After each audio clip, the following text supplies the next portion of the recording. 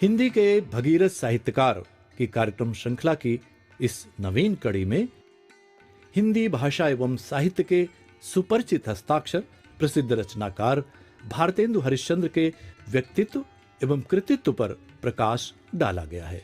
कार्यक्रम के इस प्रथम भाग में उनके आरंभिक जीवन एवं कृतित्व के संदर्भ में परिचयात्मक चर्चा है। उल्लेखनीय है कि कार्यक्रम की रोचक प्रस्तुति के लिए कतिपय स्थलों पर सृजनात्मकता एवं कल्पनाशीलता का सहारा लिया गया है। ये कार्यक्रम उन सभी छात्र छात्राओं, शोधकर्ताओं एवं सामान्य जन के लिए समान रूप से उपयोगी है जो प्रसिद्ध रचनाकार भारतेंदु हरिश्चंद्र के व्यक्तित्व एवं कृतित्व को जानने समझने में रुचि रखते हैं।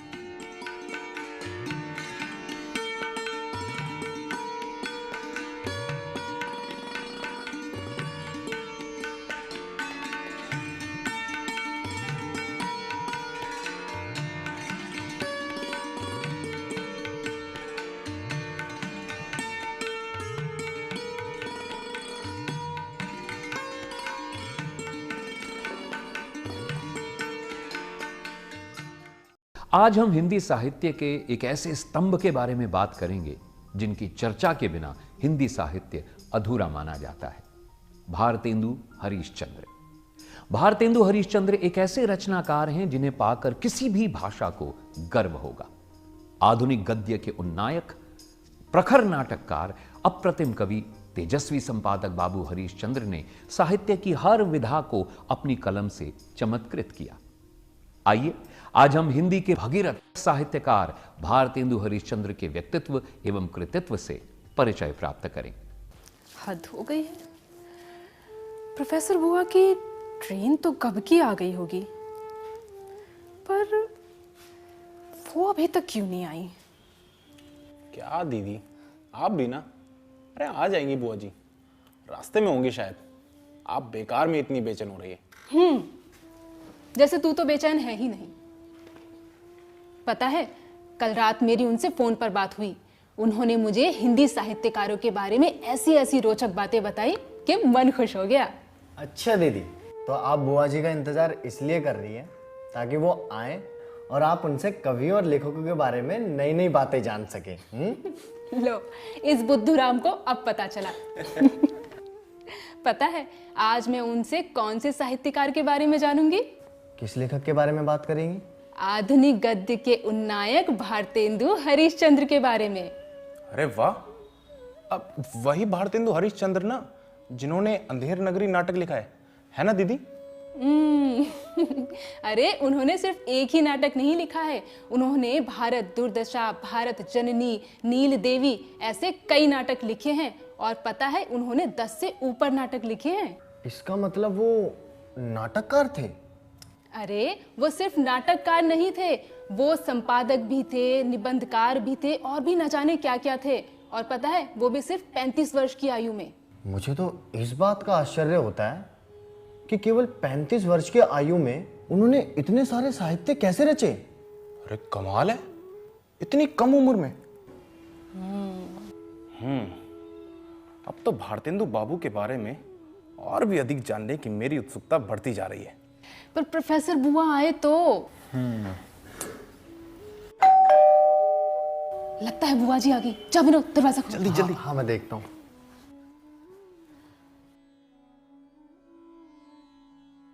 अरे बुआ जी नमस्ते। नमस्ते बेटा, नमस्ते।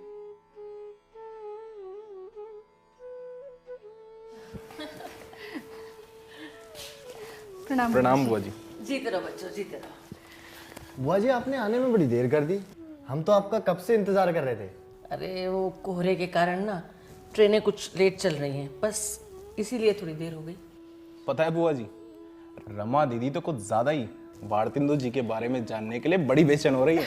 चुप कर, जैसे तू तो बेचैन था ही नहीं। बुआ जी मैं आपके लिए चाय बना लाती हूँ। अरे नहीं नहीं, चाय की कोई ज़रूरत नहीं है, रहने दो। हाँ तो बुआ जी बताइए ना भारतेंदु जी के बारे में कुछ। अरे विनोद, बुआ जी को थोड़ी देर चैन से बैठने तो दे। नहीं भाई नहीं, पहले रमा और विनोद की बेचैनी तो दूर कर दूं। अच्छा रमा, पहले तुम बताओ क्या जानना चाहती हो? वो बुआ जी कल रात आप बता रही थी ना कि कि भारतेंदु हरिश्चंद्र दुनिया के गिने चुने लेखकों में से एक हैं, जिन्होंने न सिर्फ श्रेष्ठ साहित्य रचा बल्कि पूरे कालखंड को अपनी लेखनी से प्रभावित किया। हाँ रमा, ये सही है। मेरे विचार से भारतेंदु बाबू विश्व के कतिपय ऐसे साहित्यकारों में से एक हैं जिन्होंने बहुत कम समय में विपुल साहित्य का सृजन किया है।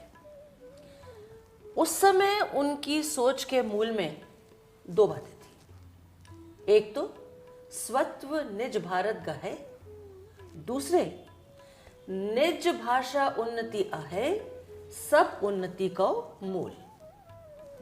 मात्र 35 वर्ष की आयु तक उन्होंने जो काम किया है उसकी तुलना किसी अन्य के साथ नहीं की जा सकती। अरे ऐसा क्या? हाँ विनोद, भारतेंदु बाबू बहुमुखी प्रतिभा के धनी थे। एक तरफ जहां उन्होंने आधुनिक गद्य के उन्नयन का काम किया, इसके लिए नाटक, निबंध, लेख, यात्रा वृत्तांत पर पुस्तकें लिखी, जीवनियां लिखी, वहीं कविता के क्षेत्र में भी महत्वपूर्ण काम किया। गद्य मूलक व्यंग्य का तो उन्हें जनक कहा जाता है। व्यंग्य में उन्होंने नाटक, लेख आदि लिखकर उसका आधार तैयार किया। उल्लेखनीय है कि भारतेंदु के साहित्य संसार का प्रभाव हिंदी साहित्य पर इतना अधिक था कि उस समय हिंदी साहित्य के काल विभाजन में उनके युग को भारतेंदु युग के नाम से ही जाना जाता है। अरे वाह, इतना काम! यही नहीं, उन्होंने स्त्री शिक्षा पर भी महत्वपूर्ण काम किया। उन्होंने शिक्षा के महत्व को प्रतिपादित करने के लिए बहुत आर्थिक प्रयास किए। एक अलौकिक व्यक्तित्व भारतेंदु हरिश्चंद्र का, जिन्होंने रीति काल को रीति से मुक्त किया और आधुनिक काल को जन्म दिया। नव जागरण के अग्रदूत के रूप में उनका नाम और उनका यश बहुत फैला। और जहाँ तक बात है आधुनिक गद्य में अलग अलग विधाओं की प्रयोग की और कविता को बदलने की, उसमें उनका कोई सानी नहीं है। व्यंग्यकार के रूप में उनका नाम कबीर के बाद आता है। जब भी हम व्यंग की बात करते हैं तो सबसे पहले हमें कबीर नज़र आते हैं और उसके बाद तुरंत हम बीच में से और किसी को नहीं देखते, तुरंत हम भारतेंदु पर आते हैं, जबकि उनके दोनों के बीच में 350-400 वर्ष का अंतर था।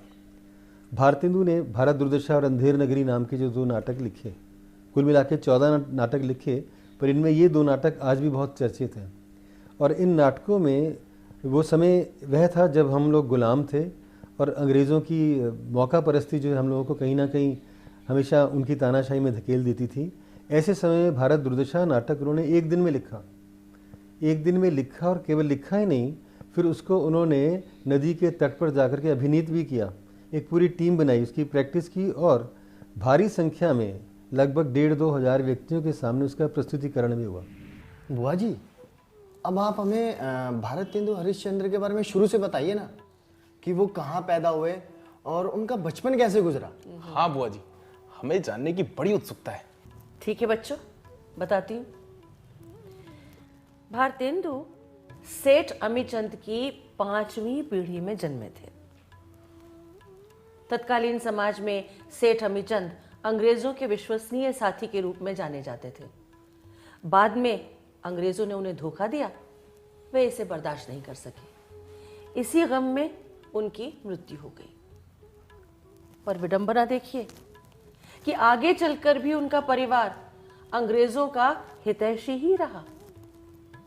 इसी परिवार में 9 सितंबर 1850 को काशी में भारतेंदु हरिश्चंद्र का जन्म हुआ। भारतेंदु हरिश्चंद्र के पिता का नाम गोपाल चंद्र था। उनके पिता गोपाल चंद्र स्वयं भी बहुत अच्छे कवि थे। उन्होंने अनेक ग्रंथ भी लिखे। बालक हरिश्चंद्र पर उनका बहुत प्रभाव पड़ा। भारतेंदु का बचपन बहुत कष्ट में बीता। 5 बरस की आयु में ही उनकी माता का निधन हो गया। हरिश्चंद्र का लगाव अपने पिता से बहुत अधिक था। पिता लिखते थे, वो आकर उनके पास बैठ जाते थे। नर नार नर ना नार नर ना नार ना नर नार ना ना नार नर ना नार नर ना नार ना नर नार ना। अरे बेटा हरिश्चंद्र, अभी तक जाग रहे हो, क्या बात है? कुछ नहीं पिताजी, बस आपको कविता लिखते हुए देख रहा था। अच्छा, तुम्हें कविता से इतना प्रेम है? हाँ पिताजी, मैं तो बड़े होकर कवि बनूंगा। और हमारा व्यापार कौन संभालेगा? वो भाई संभाल लेगा, मैं तो बस कविता ही लिखूंगा। अच्छा, चलो भाई, हमारे परिवार में एक और कवि बनेगा। बनेगा नहीं पिताजी, बन गया हूँ। मैंने एक दोहा लिखा है, दिखाऊं? अच्छा, इतनी सी उम्र में दोहा? दिखाओ तो देखें तो।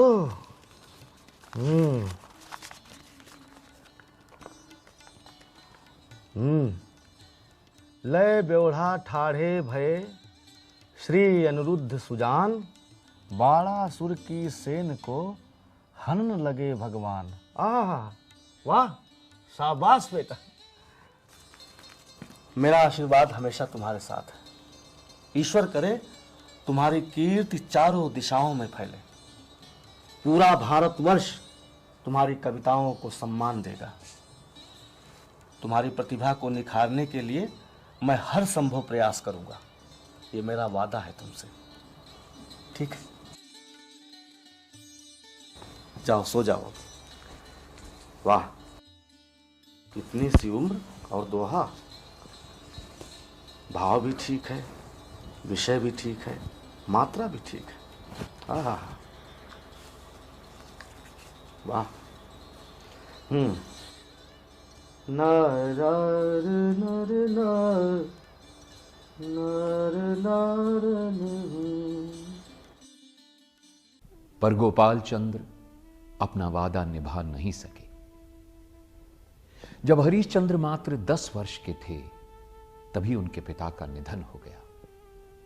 बालक भारतेंदु पर तो जैसे दुखों का पहाड़ ही टूट पड़ा। वो अंदर से टूट गए।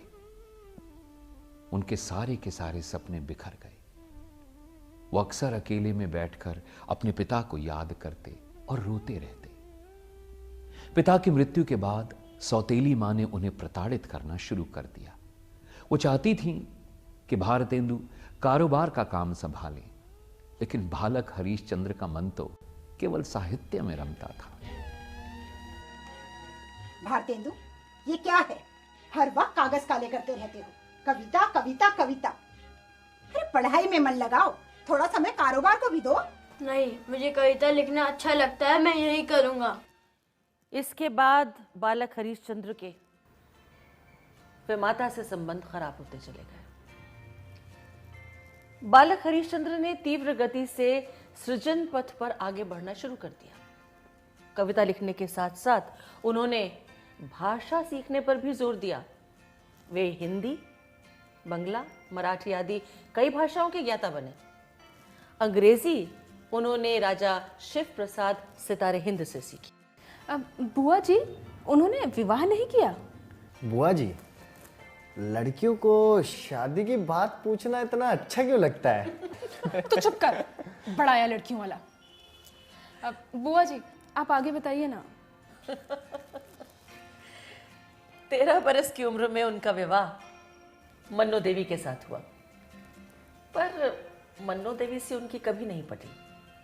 दोनों के व्यक्तित्व एवं सोच में जमीन आसमान का फर्क था। बाद में हरिश्चंद्र का जुड़ाव माधवी और मल्लिका से हुआ। मल्लिका के विषय में तो उन्होंने घोषणा भी कर दी कि उन्होंने उससे विवाह कर लिया। एक दिन बहन मुकुंदी उनसे मिलने आई। प्रणाम दीदी। खुश रहो। सुनो, आजकल तुम रात में घर क्यों नहीं आते हो? आजकल राम कटोरा मोहल्ले में रहता हूँ। और कौन कौन रहता है वहाँ? कौन कौन नहीं, सिर्फ कौन बोलिए। वहाँ मल्लिका रहती है हमारे साथ। ये मल्लिका कौन है? मल्लिका हमारी पत्नी है। हमने उससे विवाह कर लिया है। भारतेंदु, क्या ये सच है? आप अच्छी तरह जानती हैं हम झूठ नहीं बोलते। राम, ये तुमने क्या किया है भारतेंदु? मेरे भाई, तुमने ये क्या कर दिया? तुम ऐसा कर भी कैसे सकते हो मेरे भाई? तुम माधवी और मल्लिका पर भारतेंदु ने अनेक कविताएं लिखीं। उनकी कविताओं में प्रेमिल अनुभूतियों की अनेक कविताएं हैं। मेरे प्यारे सो संदेशवा कौन कहे जाए, जी के बेदन हरे बचन सुनाए राम। कोई सखी दे मोरी पाती पहुंचाए, जाए के बुलाए लावे बहुत मनाए राम।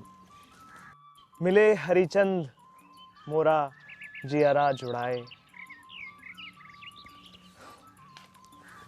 क्यों क्यों गले ना लगत रसिया वे, तू तो मेरे दिल बिच बसिया वे। तेरी घूंगर वाली अलकें मेरो तन मन डसिया वे, तेरी घूंगर वाली अलकें मेरो तन मन डसिया वे। हरिचंद नहीं मिले करे तू, हरिचंद नहीं मिले करे तू, सौतीन संगरंग हसी बावे। भारतेंदु ने कविताओं में अनेक प्रयोग किए। छंदों पर उनका अच्छा अधिकार था। तेरी छवि मनमानी मेरे प्यारे दिल जानी, तेरी छवि मनमानी मेरे प्यारे दिल जानी। प्रातः समय जमुना तट पे हवजात रही पानी, तेरी छवि मनमानी मेरे प्यारे दिल जानी। प्रातः समय जमुना तट पे हवजात रही पानी, घूंघट उलटी बदन दिसी हिरैयों कहीं मीठी बानी। हरिचंद के चित में चुभी गई सूरती सैलानी। भारतेंदु हरिश्चंद्र हिंदी कविता के जनक कहे जाते हैं। अगर भारतेंदु बाबू नहीं होते तो हम कह सकते हैं कि हिंदी कविता का जन्म नहीं होता। उस दौर में अवधी और ब्रज में कविताएं लिखी जा रही थीं, लेकिन भारतीय स्वतंत्रता संग्राम की लड़ाई के लिए ये बहुत ज़रूरी था कि एक ऐसी भाषा हो जिसकी पहुंच पूरे हिंदुस्तान में हो सके।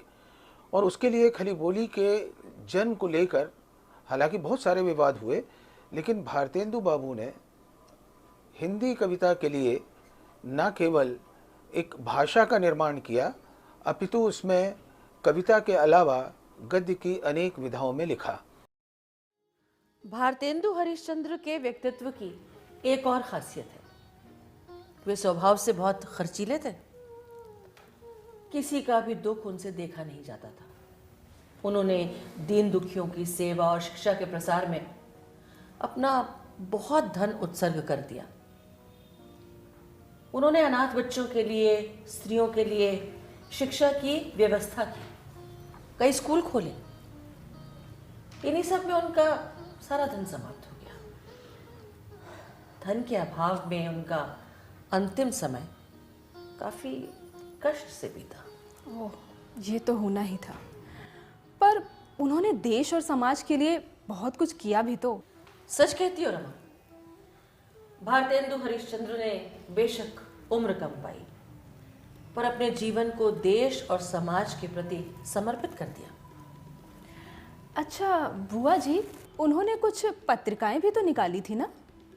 हाँ रमा, उन्होंने बाला बोधिनी पत्रिका, कवि वचन सुधा, हरिश्चंद्र पत्रिका आदि का संपादन भी किया। बाप रे, इतनी सी कम उम्र में उन्होंने इतने काम कर डाले। अरे भाई, यही नहीं, इनके अलावा उन्होंने यात्राएं भी बहुत की। पूरे देश का भ्रमण किया, फिर यात्रा वृतांत लिखे जो आज भी अद्भुत माने जाते हैं। इनके अलावा उन्होंने अनेक नाटकों के विलक्षण अनुवाद भी किए। अच्छा बुआ जी, तो उनके अनुदित कुछ नाटकों के नाम भी तो बताइए ना। हाँ सुनो, विद्या सुंदर, रत्नावली, पाखंड विडंबन, धनंजय विजय, मुद्रा राक्षस, कर्पूर मंजरी, दुर्लभ बंधु आदि उनके द्वारा अनुदित नाटक हैं। बंगला, मराठी, संस्कृत, अंग्रेजी आदि भाषाओं से उन्होंने ये अनुवाद किए। और हाँ, कुछ नाटकों में तो उन्होंने अभिनय भी किया। अरे वाह। हाँ, इनके अतिरिक्त भारतेंदु एक अद्भुत वक्ता भी थे। उनकी वाक क्षमता का लोहा सभी मानते थे।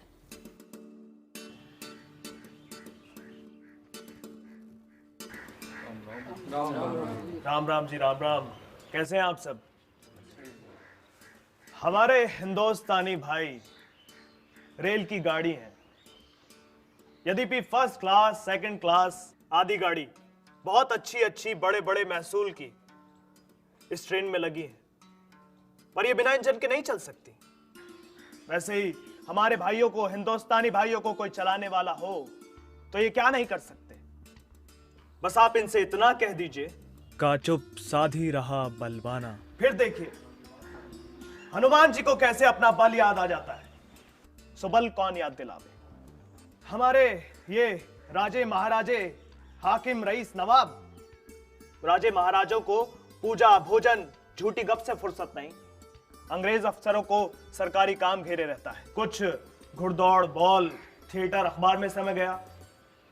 कुछ बचा भी तो उन्हें कहां गरज है कि वो हम जैसे गरीब, गंदे, काले आदमियों से मिलकर अपना अनमोल समय खोवें। बस ये तो वही मिसाल हो गई।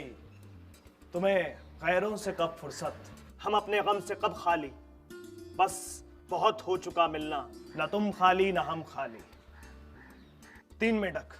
तीन मेंढक एक के ऊपर एक बैठे। पहले ने कहा चौक शौक, दूसरा बोला गुमसुम, तीसरा पुकारा गए हम। बस हिंदुस्तानी प्रजा की दशा भी यही है, गए हम।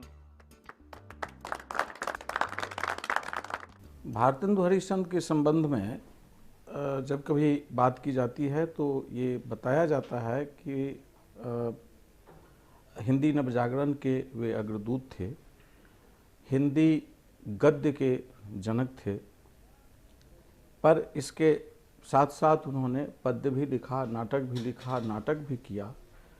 पर मुझे ऐसा प्रतीत होता है कि संभवतः भारतेंदु का जन्म हुआ ही था अपने समय में, अपने समाज में भाषिक चेतना फैलाने के लिए। सन 1857 के गदर में पराजय के बाद जो स्थिति आई, उस समय भारतेंदु हरिश्चंद्र ने जो नारा दिया था, वह नारा था निज भाषा उन्नति है, सब उन्नति को मूल। इसमें ध्यान देने की बात है कि उन्होंने निज भाषा कहा, कहीं पर अलग से हिंदी नहीं कही थी। और इस एक पंक्ति ने पूरे देश के नागरिक को जोड़ने में अपना योगदान दिया। भारतेंदु ने देशज गीत और संगीत की उन्नति के लिए भी बहुत कार्य किया। उन्होंने कहा, भारतवर्ष की उन्नति के लिए महात्मा गण आजकल अनेक उपाय सोच रहे हैं। उनमें से एक उपाय और होने की आवश्यकता है। इस विषय में बड़े बड़े लेख, काव्य प्रकाश होते हैं, लेकिन वो जन साधारण के दृष्टिगोचर नहीं होते। इस हेतु मैंने सोचा है कि जातीय संगीत की छोटी छोटी पुस्तकें बने और देश गांव-गांव में उनका प्रचार किया जाए। और आप सब लोग जानते हैं कि जो बात साधारण मनुष्य तक पहुंचेगी, उसी का प्रचार सार्वदेशिक होगा। और ये तो विदित है कि ग्राम गीत शीघ्र फैलते हैं। काव्य को संगीत द्वारा सुनकर चित्त पर जितना प्रभाव होता है, उतना साधारण शिक्षा से नहीं होता। इसलिए साधारण लोगों के चित्त पर इसका अंकुर जमाने के लिए इस संगीत को इस प्रकार फैलाया जाए तो संस्कार कुछ बदल सकते हैं। इस हेतु मैंने सोचा है कि इन गीतों का संग्रह करूं और इन पर छोटी छोटी पुस्तकें मुद्रित करूं। भारतेंदु हरिश्चंद्र जैसा बहुमुखी प्रतिभा का धनी साहित्यकार पूरी दुनिया में नहीं है। हाँ बुआ जी, वाकई सच्ची इतनी कम उम्र में भला इतने सारे काम कोई कैसे कर सकता है? अच्छा बुआ जी, एक बात बताइए, ऐसा कहा जाता है कि भारतेंदु जी अंग्रेजी राज के समर्थक थे, क्या ये सही है? हाँ, ऐसा कहा जाता है। ये भी कहा जाता है कि उनका परिवार परंपरा से अंग्रेज़ों का हितैषी रहा था। तो भारतेंदु हरिश्चंद्र स्वयं भी अंग्रेज़ों के मित्र थे। साथ ही हमें ये नहीं भूलना चाहिए कि समय समय पर भारतेंदु ने अंग्रेजी कुशासन का डटकर विरोध भी किया है, उस पर तीखे व्यंग्य भी कसे हैं। बुआ जी, आप तो हमें भारतेंदु बाबू के जीवन के बारे में बता रही थी ना, उनकी कहानी बताइए ना, उनका परिवार कैसा था, उनके बच्चे कितने थे? बताती हूँ भाई, बताती हूँ, जरा दम तो लेने दो। हाँ, तो भारतेंदु जी की 3 संतानें हुई, 2 पुत्र और 1 पुत्री। दोनों पुत्र बीमारी में गुजर गए। पुत्री का उन्होंने विवाह कर दिया। पुत्री के विवाह के बाद वो खुद भी बीमार रहने लगे।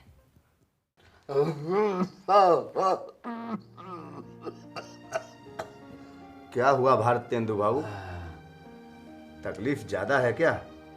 हाँ, जीवन के नाटक का दृश्य बदल रहा है।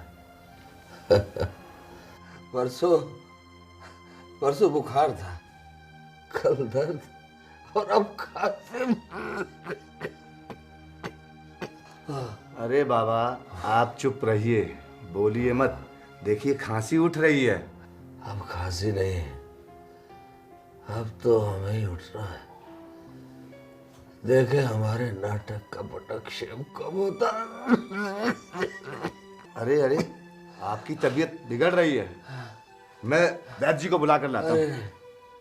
अरे भाई, वैद्य जी क्या करेंगे, कुछ ख्वाहिशें रह गई हैं।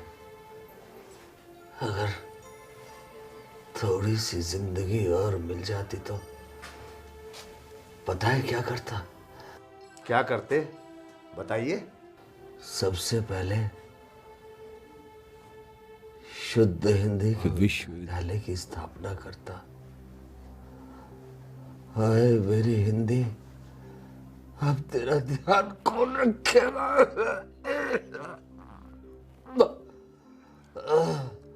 और दूसरा काम? शिल्प कला के महाविद्यालय की स्थापना करता। विलायत जाता, फ्रांस, अमेरिका। पर बच्चों, होने को भला कौन टाल सकता? भारतेंदु बाबू के सपने उनके साथ ही चले गए। सन 1885 में मात्र 34 वर्ष 3 महीने 27 दिन की अल्पायु में उन्होंने अपना नश्वर शरीर त्याग दिया। इसमें कोई दो राय नहीं कि उनकी मृत्यु भले ही अल्पायु में ही हो गई हो, पर उस छोटी सी उम्र में उन्होंने जो काम कर दिखाया वो किसी दूसरे के बस का नहीं। अच्छा बुआ जी, अब उनके कृतित्व के बारे में भी तो कुछ बताइए ना। भाई अब इस समय नहीं, थोड़ा आराम करूंगी। फिर शाम को विस्तार से सब बताऊंगी, ठीक है? जी ठीक है बुआ जी। सुधीजनों, कार्यक्रम के इस भाग में हमने आपको भारतेंदु हरिश्चंद्र के व्यक्तित्व के संदर्भ में संक्षेप में जानकारी दी। यहां उनके जीवन की कतिपय प्रमुख घटनाओं पर प्रकाश डाला गया। संप्रति इस चर्चा को हम यहीं विराम देते हैं। हिंदी के भगीरथ साहित्यकार भारतेंदु हरिश्चंद्र विषयक इससे आगे की चर्चा हम कार्यक्रम के द्वितीय भाग में करेंगे। कार्यक्रम के अगले भाग में हम उनकी कृतियों पर प्रकाश डालेंगे। तब तक के लिए आप सबसे अनुमति चाहता हूं। धन्यवाद, नमस्कार।